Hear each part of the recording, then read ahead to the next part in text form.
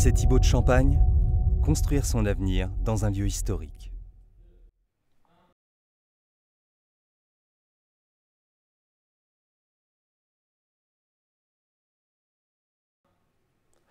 Bonjour à tous et bienvenue ici au lycée Thibaut de Champagne à Provins. Alors vous le voyez, on est au sein même de l'établissement, dans un bâtiment marqué par son histoire. Ce magazine sera consacré entièrement à ce lycée unique. Nous allons raconter son histoire, raconter son passé et également ce qu'il est devenu avec de nombreux invités qui vont me rejoindre autour de cette table, à commencer par Monsieur Dzuba. Il est proviseur adjoint de ce lycée Thibaut de Champagne. Bonjour. Bonjour. Alors à quoi ressemble le lycée aujourd'hui ? Aujourd'hui, le lycée est devenu un lycée polyvalent. Il accueille 1 millier d'élèves sur différentes filières. On a des filières professionnelles, CAP, employé commerce multispécialité, jusqu'au bac pro gestion administrative, des filières générales avec économie sociale, littéraire et scientifique, une filière technologique, sciences, technologies, du management et de la gestion, et enfin une filière post-bac, BTS, assistant de gestion, PME, PMI. C'est une centaine d'enseignants, une trentaine d'agents en fait, qui œuvrent au quotidien pour le bon fonctionnement de l'établissement et une trentaine d'élèves, enfin une trentaine de classes en particulier. Une équipe pédagogique importante. D'ailleurs, on a autour de la table 3 anciens enseignants. Le premier, c'est Monsieur Verdier. Bonjour. Bonjour. Alors, vous êtes ancien professeur de philosophie et actuellement président de la Société d'histoire de Provins. Alors, vous êtes le plus à même à répondre à cette question. Comment on est passé d'un palais des comptes à un établissement d'enseignement ? Sans difficulté, et ce n'est pas un hasard, si on est passé d'un palais des comptes à un lieu d'enseignement, puisque dès le XIIe siècle, dès le moment d'existence du palais, il y avait déjà de grandes écoles, des écoles qui étaient tenues par les chanoines de la collégiale Saint-Quirias tout proche pour former des enfants de chœur et des clercs. Mais en 1560, quelques siècles après donc, la commune de Provins et les Provinois décident de prendre en charge l'enseignement, de délivrer un enseignement à tous les enfants, même les plus pauvres, et de financer ce nouveau collège avec un internat. Ce n'est qu'un siècle après, cependant, que ce collège municipal, ce collège de Provins, s'installera dans les anciens locaux des palais du comte. Alors, Monsieur Charles a fait partie de ses élèves. Bonjour, Monsieur Charles. Mais vous avez été également surveillant et professeur dans les années à suivre. Quel est votre sentiment aujourd'hui d'avoir fait ces dizaines d'années au sein même d'un lycée ? De reconnaissance, d'abord de reconnaissance parce que lorsque je suis arrivé à la rentrée 1958, je travaillais en usine, j'ai voulu reprendre mes études et monsieur le principal à cette époque-là m'a accueilli dans son établissement et ensuite j'ai passé mon premier bac, mon deuxième bac et ensuite je suis devenu professeur remplaçant en sciences nat et j'ai eu le plaisir d'avoir monsieur Pierre Bénard comme élève. Excellent d'ailleurs. Et ensuite, donc en quatrième, je faisais allemand en deuxième langue. Alors donc, je viens de créer un prix pour être très sincèrement reconnaissant de tout ce qui m'a été apporté. Ce prix, monsieur le proviseur ainsi que ce conseil d'établissement l'ont dénommé prix de la citoyenneté. Et je me réjouis, c'est l'émotion qui me submerge aujourd'hui parce que je reviens presque 60 ans dans les murs de cet établissement. Et vous parlez de ce lycée comme un paradis. Monsieur Bénard, vous êtes autour de la table, bonjour. Alors vous aussi, vous êtes un ancien élève et un ancien professeur de lettres modernes. Mais actuellement, vous êtes membre de l'association des anciens de Thibaut, c'est-à-dire l'association des anciens élèves du lycée.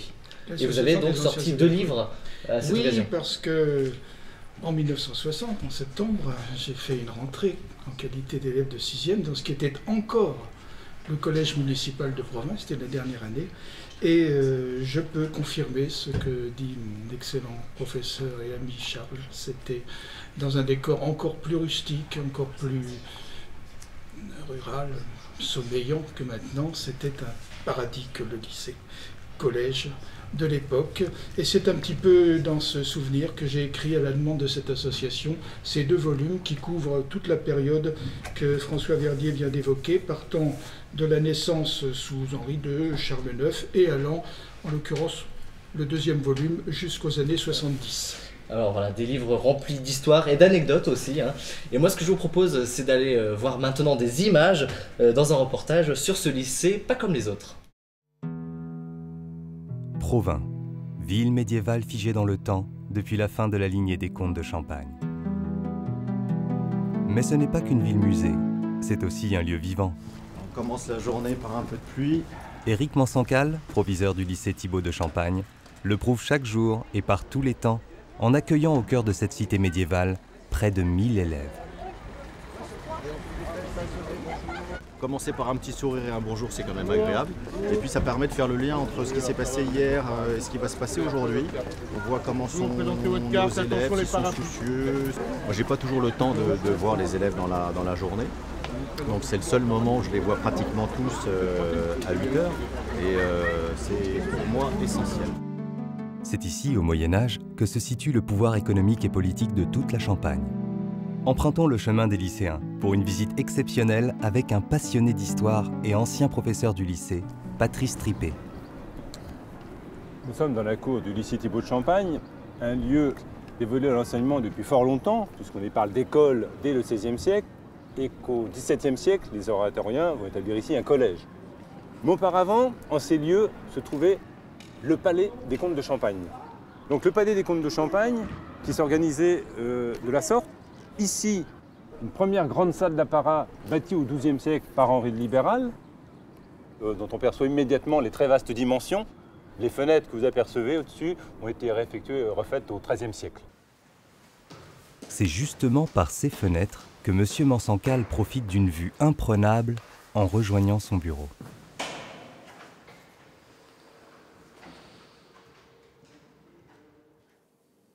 Ce lycée déjà a la caractéristique d'être implanté dans un lieu absolument exceptionnel. Je vais vous montrer, même s'il ne fait pas très très beau aujourd'hui, vous allez pouvoir voir ce qu'on observe les uns et les autres de l'endroit où on travaille. Donc en tout premier lieu, je pourrais dire que ces bâtiments qui nous entourent, qui sont chargés d'histoire, ils sont porteurs pour nos élèves et pour tous les personnels qui travaillent dans cet établissement. Mais à la fois, ce qu'on va faire ici, c'est qu'on va construire l'avenir de nos élèves et on va assurer leur réussite dans toutes les sections différentes de notre établissement. La tour César et l'église Saint-Kyrias attenant à la cour du lycée sont autant de symboles du passé glorieux de Provins. Mais d'autres lieux méconnus, exclusivement fréquentés par les élèves, sont pourtant dignes d'intérêt. C'est le cas des deux chapelles jouxtant le palais des comtes. Elles sont aujourd'hui reconverties en salle de travail, de réunion ou encore de musique.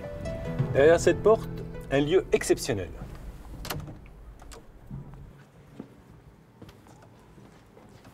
Une chapelle palatine du dernier quart du XIIe siècle, miraculeusement préservée.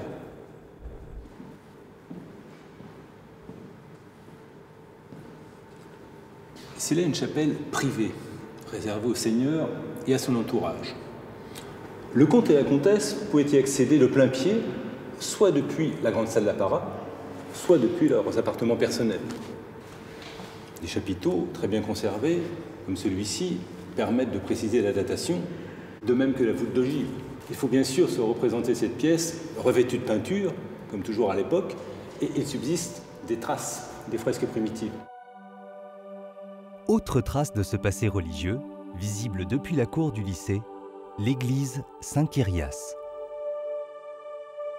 Cette église est une collégiale, c'est-à-dire qu'elle est desservie par un collège de chanoines, et ces chanoines étaient des chanoines séculiers. En ce sens, ils avaient chacun une demeure particulière, dont l'une subsiste en face de nous. Ce bâtiment date du XIIIe siècle et c'est aujourd'hui devenu une très belle salle de professeurs.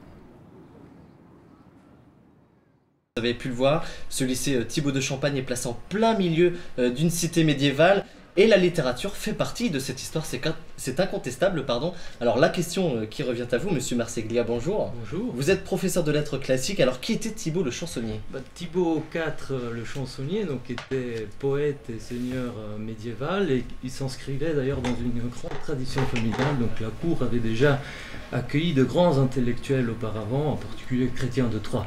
C'est donc dans cette grande tradition que s'inscrit l'enseignement de la littérature dans notre établissement et les élèves ont par ailleurs la possibilité d'accéder aussi à l'enseignement de grec et de latin, donc qui leur donne la possibilité de remonter même plus loin aux racines même de notre tradition culturelle et littéraire. Et alors rappelez-moi, comment vous conciliez l'histoire littéraire avec les nouveaux langages qui arrivent progressivement? Oui, il y a des enseignements qui permettent plus particulièrement de dialoguer avec les autres langages, donc l'enseignement de littérature et société qui initie nos élèves au langage de la publicité, et des dispositifs comme lycéen apprenti au cinéma ou un atelier histoire et cinéma qui leur permet de s'initier au langage cinématographique. Alors il y a le cinéma, mais il y a aussi deux autres options, c'est le droit et la littérature anglaise, auxquelles participe Amaury. Bonjour Amaury. Bonjour. Alors quelle est votre expérience avec ces deux options? Mon expérience est assez complète grâce au lycée, c'est-à-dire qu'on a la chance d'avoir des professeurs en littéraire très complets qui nous permettent d'apprendre beaucoup de choses. Tout ça dans un cadre magnifique qui permet de s'inscrire dans une réelle démarche d'apprentissage des œuvres littéraires et de l'histoire. Alors Madame Biguéron, bonjour. Bonjour. Vous êtes le professeur d'anglais d'Amaury, mais également la trésorière adjointe de la Maison des lycéens. Alors qu'est-ce que c'est cette Maison des lycéens? Alors Maison des lycéens, en fait, c'est une association présidée par un élève du lycée qui a pour but de développer et de soutenir des projets culturels et artistiques ainsi que sportifs. On a pour ce faire nombre de lycéens qui proposent des idées d'activités extrascolaires afin de dynamiser la vie du lycée en dehors des cours. Il y a des exemples d'activités Tout à fait. Donc actuellement au sein du lycée, on a un club musique et on a un club théâtre aussi qui fonctionne très bien. On contribue aussi à financer en partie des sorties scolaires ainsi que des voyages à l'étranger. Et le prochain voyage à venir, ce sera l'Écosse, qui va être co-organisé par mon collègue d'anglais, Monsieur Lemort, ici présent. Monsieur Lemort, bonjour. Bonjour. Alors, il faut l'expliquer, c'est dans le cadre de la section européenne. C'est quoi la section européenne? Alors, la section européenne est une section non élitiste, très important. Elle est vraiment ouverte aux élèves motivés. Donc, cette section associe deux matières, l'anglais et les sciences de la vie et de la terre. Donc, nous essayons vraiment d'établir une complémentarité entre ces deux matières et aussi de développer à la fois l'aspect scientifique, mais aussi culturel et historique des traités sujets en classe. Et puis vous êtes le co-organisateur justement du voyage qui est organisé chaque année. Cette année, donc c'est l'Écosse, comme on l'a dit. Exactement, alors c'est un voyage scolaire, mais à but éducatif. Avec de la science, du sport. Exactement, on essaie de varier les activités. Donc c'est un voyage pour les élèves de la section européenne, donc une 50aine d'élèves au total chaque année, et nous essayons de varier la destination d'une année à l'autre. Très bien. Écoutez, ce que je vous propose, c'est de partir à la rencontre des élèves et des professeurs également pour parler des formations proposées ici au lycée Thibaut de Champagne.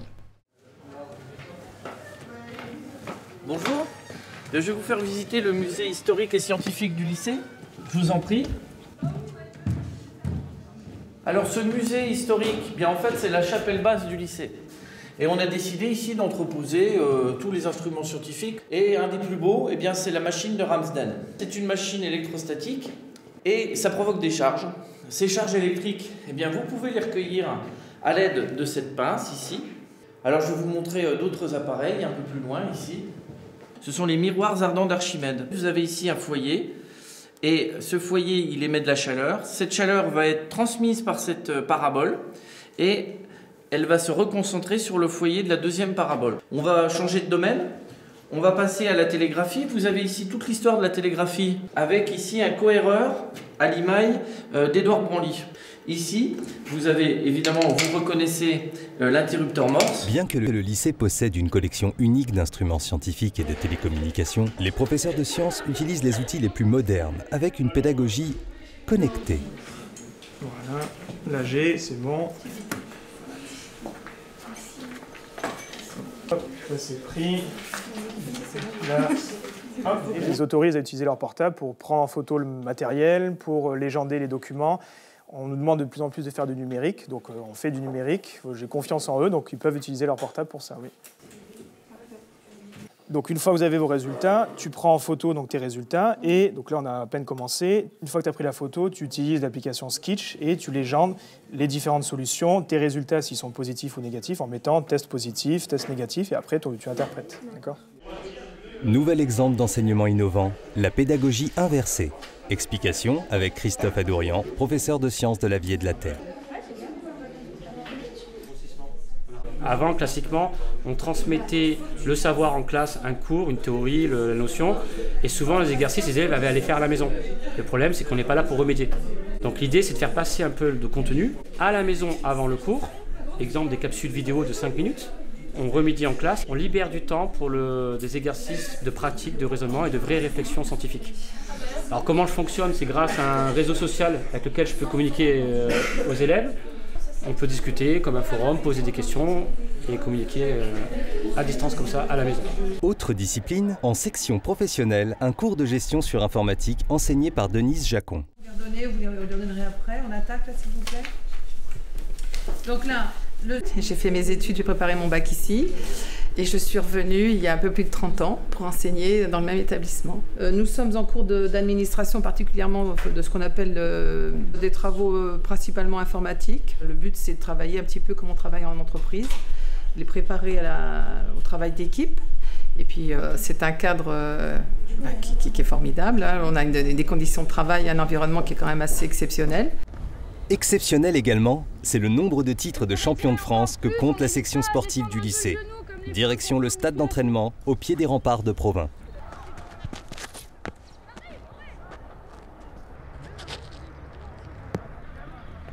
Ici, c'est plutôt le pôle athlétisme, qui est plutôt en réussite, parce qu'ils font plusieurs championnats de France, donc ils font la fierté du lycée Thibaut de Champagne. Moi, je suis en terminale ES. Et du coup, je fais option sport et j'ai une spécialité dans lancer de javelot. Et moi, en première STMG, pareil, je suis en première et pareil en option pour le bac. 1, 2, 3, tu es le lycée, on est là pour représenter. Eh bien oui, le sport a sa place ici, une place importante. En tout cas, il y a de la bonne humeur et c'est ça le principal. Alors voilà, le sport est mêlé et adapté à l'enseignement. Il a pour but de construire des épaules solides aux élèves pour intégrer le milieu professionnel. Mais avant, il faut passer bien entendu par le bac. Un bac STMG peut-être, dont le professeur est Madame Dupuis. Bonjour. Bonjour. Alors en quoi consiste cette section STMG? Alors STMG qui signifie Sciences et Technologies du Management et de la Gestion.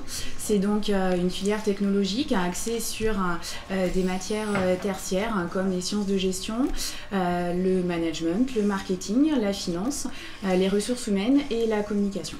Alors on a vu dans le précédent reportage que la modernité avait une énorme place. Comment vous l'intégrez dans un lieu comme celui-là?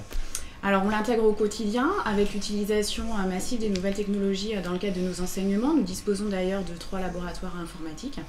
Et puis également dans le cadre de notre pédagogie différenciée, puisqu'on pratique énormément le travail de groupe, les jeux sérieux, les jeux de rôle, ce qui est particulièrement motivant pour nos élèves, comme en témoignent nos taux de réussite au bac supérieurs à 90%. Alors Marie est l'une de vos étudiantes, elle est en terminale, bonjour. Bonjour. Alors c'est ça qui vous motive, toute cette modernité Donc ce qui est motivant pour un élève qui intègre la formation STMG, c'est d'abord le fait de découvrir de nouvelles matières qui sont ancrées sur la filière technologique, ainsi que de pouvoir intégrer les nouvelles technologies, avec donc la découverte de cas concrets d'entreprise, parce que le concret en STMG domine face à la théorie. De plus, on entretient des relations qui sont quand même privilégiées avec nos enseignants, qui sont proches de nous et très à l'écoute en permanence, ce qui crée une cohésion au sein de la classe qui est assez importante. Donc c'est des éléments qui sont favorables à notre réussite. Ça se ressent quand vous le dites. Madame Laurent, bonjour. Oui, bonjour. Alors vous aussi, vous êtes professeur, mais de la seule formation post-bac qu'on retrouve ici au lycée, c'est laquelle? Le BTS, assistant de gestion PME-PMI. Ça fait beaucoup de mots, mais ça consiste en quoi? Oui, alors donc dans un monde où l'informatique et Internet constituent un enjeu majeur, où les PME représentent près de 99% des entreprises françaises et 60% de l'emploi, il est important de former des gens compétents. Nous formons donc des assistants de gestion, ce sont donc des collaborateurs polyvalents qui vont aider le chef d'entreprise à faire fonctionner son activité au quotidien. Voilà, donc nos élèves ont ici toutes les conditions de réussite et de plus, ils vont pouvoir intégrer le monde professionnel et acquérir une expérience. Alors c'est un BTS qui peut être précédé d'un bac STMG, mais pas que. On a l'exemple contraire avec Chantal, bonjour. Bonjour. Alors vous venez d'un bac pro service à la personne, rien à voir. Tout à fait, oui. Mais vous, ce qui vous a beaucoup apporté, c'est le stage. Oui, effectivement, les stages m'ont vraiment permis d'acquérir une expérience qui vont me mettre utile au niveau de l'insertion professionnelle et de trouver un emploi. Donc au niveau du stage, j'ai eu la chance de pouvoir faire un projet qui a été la mise en place d'une machine de déshydratation des déchets organiques qui consiste à extraire l'eau des aliments pour pouvoir les transformer en engrais ou en énergie. Donc si j'ai décidé d'intégrer ce lycée, pour faire mon BTS, c'est pour avoir des professeurs qui sont à l'écoute et pouvoir répondre à nos questions en permanence, toujours dans la bonne humeur et avec un effectif qui est moins important que dans d'autres établissements. Merci, et bien voilà, grâce à cette émission, vous avez pu le voir, ici on construit un avenir dans un lieu historique. C'est une belle phrase, j'imagine, pour conclure. Je vous rappelle donc que la section sportive ici est importante. On a quelques éléments dans le public. Dans l'option athlétisme et rugby, on a Jean-Luc qui est double champion de France en athlétisme, et puis Alicia, championne de France du rugby avec son équipe. Elles ont été qualifiées hier, tout comme l'équipe masculine, pour participer au prochain championnat de France. Fariz également est dans le public, il fait partie de la section football et cross. Merci à tous mes invités qui sont venus me rejoindre autour de la table afin de transmettre leur expérience. Cette émission a été réalisée par les élèves du BTS du lycée Sugère. Merci à vous de nous avoir suivis, à très bientôt au lycée Thibaut de Champagne à Provins.